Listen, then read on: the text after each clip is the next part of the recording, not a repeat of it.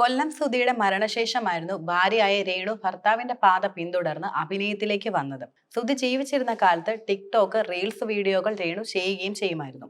പക്ഷെ അപ്പോഴൊന്നും അഭിനയത്തിലേക്ക് തിരിയാനുള്ള പ്ലാൻ രേണുവിന് ഇല്ലായിരുന്നു.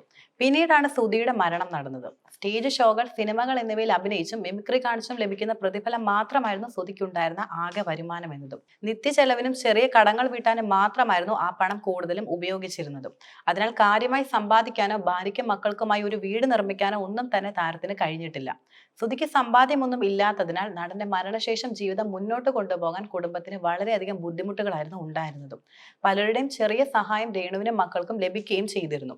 പക്ഷെ ആരെയും ആശ്രയിക്കാതെ തന്നെ മക്കളുടെയും തന്റെയും ചിലവിനുള്ളത് സമ്പാദിക്കണമെന്ന കാര്യം രേണുവിന് വളരെയധികം നിർബന്ധമാണ്. അതിനാലാണ് അഭിനയത്തിലേക്ക് താരം തിരിഞ്ഞതും. തുടക്കം നാടകത്തിൽ അഭിനയിച്ചു. പിന്നീട് നിരവധി ഷോർട്ട് ഫിലിമുകളിലും മ്യൂസിക് വീഡിയോകളിലേക്കും രേണുവിന് അവസരം വന്നു തുടങ്ങി. രേണു ഭാഗമായ മ്യൂസിക് വീഡിയോകളും റീലുകളും ശ്രദ്ധിക്കപ്പെട്ടു തുടങ്ങിയതോടെ സിനിമയിൽ നിന്നും താരത്തിന് അവസരങ്ങൾ ലഭിച്ചു.